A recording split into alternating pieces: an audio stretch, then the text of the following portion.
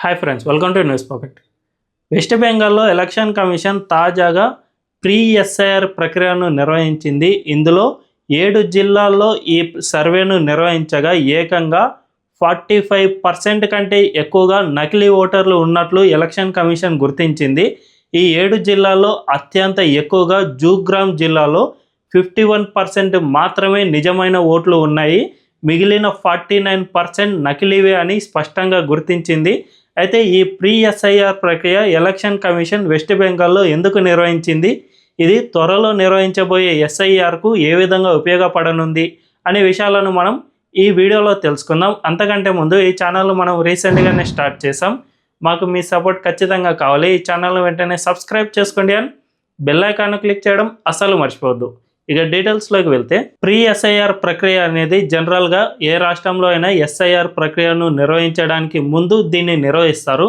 అంటే ఇప్పుడున్న ఓటర్ల జాబితాను ఇంతకు ముందు ఎప్పుడైతే ఎస్ఐఆర్ ప్రక్రియ నిర్వహించారో ఆ జాబితాతో పోల్చి చూస్తారు.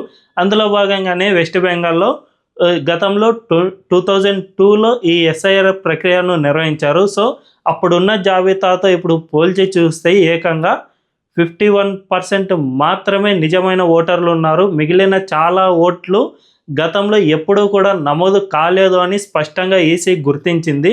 దీన్ని బట్టి చూసుకుంటే ఎంత పెద్ద ఎత్తున ఫేక్ ఓట్లు ఉన్నాయో అర్థం చేసుకోవచ్చు. నిజానికి 2022 తర్వాత అంటే ఒక 15 or 20 ఇయర్స్ అయింది. ఈ మధ్యకాలంలో 18 ఇయర్స్ నిండిన వాళ్ళు కొద్దిమంది వరకు ఓటర్లుగా నమోదు చేసుకుని ఉండవచ్చు. ఇది త్వరలో నిర్వహించబోయే ఎస్ఐఆర్ ప్రక్రియలో ఇవన్నీ కూడా గుర్తించడానికి వీలవుతుంది. ఇందులో మహా అయితే ఒక 10 to 15% మాత్రమే పెరుగుతుంది అని నిపుణులు అంచనా వేస్తూ ఉన్నారు. అంటే ఇప్పుడు జూగ్రామ్ జిల్లాలో 51% మాత్రమే నిజమైన ఓటర్లు అని గుర్తించారు కదా, దీనికి ఒక 15% అంటే 66% మాత్రమే ఆ జిల్లాలో నిజమైన ఓటర్లు ఉన్నట్టు లెక్క. మిగిలిన 35% మొత్తం నకిలీ వాళ్ళే అని స్పష్టంగా అర్థమవుతుంది. జస్ట్ 7 జిల్లాల్లో నిర్వహించిన ఈ ప్రీ ఎస్ఐఆర్ ప్రక్రియలోనే ఇంత పెద్ద ఎత్తున వాస్తవాలు బయటపడితే ఇక త్వరలోనే అన్ని జిల్లాల్లో ఈ ప్రీ ఎస్ఐఆర్ ప్రక్రియ పూర్తవుతుంది. ఇదే కనుక జరిగితే దాదాపు అన్ని జిల్లాల్లోనూ పరిస్థితి ఇదే విధంగా ఉంది అని స్పష్టంగా అర్థం చేసుకోవచ్చు. దీన్ని బట్టి చూసుకుంటే వెస్ట్ బెంగాల్ అనేది ఎంత ప్రమాదపు అంచుల్లో ఉందో మనకు అర్థమవుతుంది. జనరల్గా ఏ దేశంలో అయినా నకిలీ ఓటర్లు ఉంటే వారందరినీ వారి ఓటు కార్డు ఇవన్నీ క్యాన్సిల్ అయిపోతాయి. కానీ మన ఇండియాలో మాత్రం అలా జరగడం లేదు. ఎక్కడో బంగ్లాదేశ్ నుంచి మన దేశానికి వలస వచ్చిన వాళ్ళు ఇక్కడ ఓటు హక్కును పొంది మన ప్రజాస్వామ్యంలో ఓటు వేస్తూ ఉండటం వల్ల మన దేశ ఎన్నికల వ్యవస్థనే తారుమారు చేసే పరిస్థితిలో ఇప్పుడు వాళ్ళు ఉన్నారు. వీళ్లకు ఇటు మమతా బెనర్జీతో పాటు అటు ఇండి కూటమి మొత్తం కూడా సపోర్ట్ చేస్తున్న పరిస్థితి మనకు కనిపిస్తుంది. ముఖ్యంగా మమతా బెనర్జీనే 2003లో అప్పటి వాజ్పేయి ప్రభుత్వానికి వ్యతిరేకంగా పార్లమెంటులోనే ఈ అక్రమ వలసదారులను గుర్తించి వాళ్ళను వెనక్కి పంపాలి అని ప్లకార్డులు పట్టుకుని మరీ నిరసన తెలిపారు. అయితే అప్పట్లో ఆమె పశ్చిమ బెంగాల్లో విపక్ష నాయకురాలిగా ఉండేవారు. అంతేకాకుండా కమ్యూనిస్టులు ఆ రాష్ట్రంలో అధికారంలో ఉండేవారు. కాబట్టి ఈ కమ్యూనిస్టులకు అక్రమ వలసదారులు ఓట్లు వేస్తూ ఉండటం వల్ల మాత్రమే ఈ మమతా బెనర్జీ పార్లమెంట్లో ఈ ప్లకార్డులు పట్టుకుని నిరసన తెలిపారు. కానీ 2011లో తాను ఎప్పుడైతే అధికారంలోకి వచ్చారో తాను పట్టుకున్న ప్లకార్డును తానే మర్చిపోయారు. ఏకంగా ఈ అక్రమ వలసదారులందరినీ తన ఓటర్లుగా మార్చుకోవడం స్టార్ట్ చేశారు. అంతేకాకుండా బంగ్లాదేశ్, మయన్మార్ నుంచి వచ్చే రోహింగ్యాలు వీళ్ళందరినీ ఇంకా ఎక్కువగా మన దేశంలోకి ఆహ్వానించడం, వారికి టీఎంసీ కార్యకర్తలే దగ్గరుండి హెల్ప్ చేసి మరి ఆధార్ ఓటర్ కార్డులు ఇచ్చే విధంగా ప్రయత్నాలు చేస్తూ ఉండడం చూస్తూ ఉంటే మమతా బెనర్జీ ప్రభుత్వం అక్కడి అక్రమ వలసదారులకు ఎంత పెద్ద ఎత్తున సహకారం అందిస్తుందో మనకు అర్థమవుతుంది.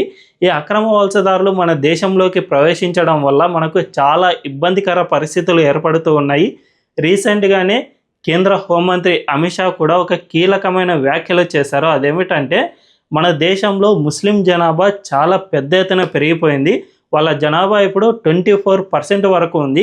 అయితే ఇది నిజమైన ముస్లింల జనాభా కాదు. మన దేశంలో ఎవరైతే అక్రమంగా వలస వచ్చిన వారు ఉన్నారో ఆ అక్రమ వలసదారుల వల్లే ఈ 10% ఆఫ్ జనాభా పెరిగింది. గతంలో 2011లో మన దేశంలో జనాభా లెక్కలు జరిగాయి. ఆ లెక్కల్లో ముస్లింల జనాభా 14% వరకు ఉండేది. ఈసారి ఏకంగా 24% వరకు వారి జనాభా పెరిగింది. అంటే ఆ 24 - 14 అంటే 10% వరకు మన దేశంలో అక్రమ వలసదారులు ఉన్నారు అని అమిత్ షానే తేల్చి చెప్పారంటే పరిస్థితి ఎంత భీకరంగా ఉందో అర్థం చేసుకోవచ్చు.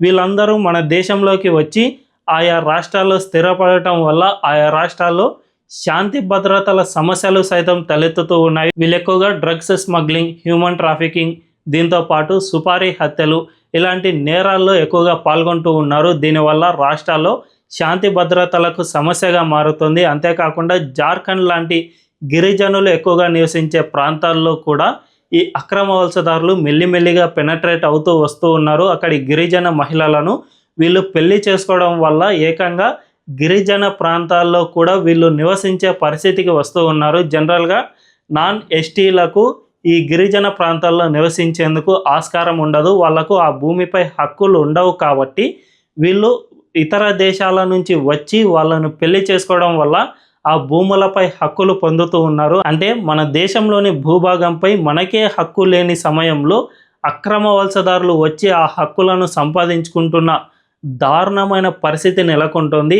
ఈ విధంగా భారీగా డెమోగ్రఫిక్ చేంజ్ జరగడం చాలా ప్రమాదకరం, దేశానికే వ్యతిరేకమని జార్ఖండ్ హైకోర్టు కూడా గతంలో స్పష్టం చేసింది. సో ఇంత పెద్ద ఎత్తున ఈ అక్రమ వలసదారులు మన దేశంలోకి పెనట్రేట్ అవుతూ వస్తూ ఉన్నారు. హైదరాబాద్లో కూడా వీళ్ళు చాలా ఎక్కువగానే నివాసం ఉంటూ ఉన్నారు. ముఖ్యంగా పాత బస్తీల్లోని కొన్ని ప్రాంతాల్లో వీళ్ళు మకాం వేసుకొని కూర్చున్నారు. అంతేకాకుండా వీళ్ళకి ఏకంగా ఫుట్బాల్ టీమే ఉంది. అంటే ఎంత పెద్దగా వీళ్ళ ఇన్ఫ్లుయెన్స్ ఉందో అర్థం చేసుకోవచ్చు. వీళ్లకు స్థానికంగా ఉండే రాజకీయ నాయకులు పెద్ద ఎత్తున సహకారం అందిస్తూ ఉన్నారు. వారి వల్ల వీళ్ళు తమ ఓటు బ్యాంకుగా మార్చుకోవడానికి వాళ్ళు ఇటువంటి సహకారాన్ని అందిస్తూ ఉన్నారు. ఇది ఎక్కువగా వెస్ట్ బెంగాల్లోనే జరుగుతుంది. అక్కడ ఉన్న టీఎంసీ నాయకులు వీళ్లకు సహకారం అందిస్తూ వీళ్ళను తమ ఓటు బ్యాంకుగా మార్చుకోవడంలో భాగంగానే ఫేక్ ఆధార్ అండ్ ఓటర్ కార్డులను క్రియేట్ చేసి ఇస్తూ ఉన్నారు.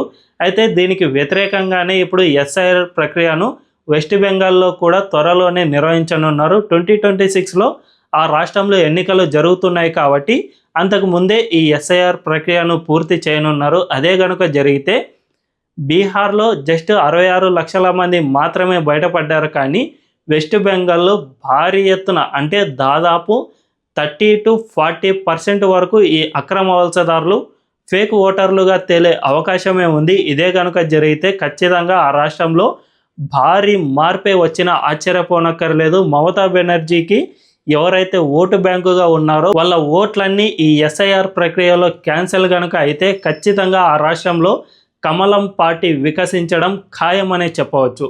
మరి ఈ ప్రక్రియ త్వరలోనే పూర్తి కావాలని మనందరం కోరుకుందాం. ఈ వీడియో కనుక మీకు నచ్చినట్లయితే ఖచ్చితంగా మా ఛానల్ను సబ్స్క్రైబ్ చేసుకోండి అండ్ బెల్ ఐకాన్ క్లిక్ చేయడం అస్సలు మర్చిపోవద్దు. Thank you.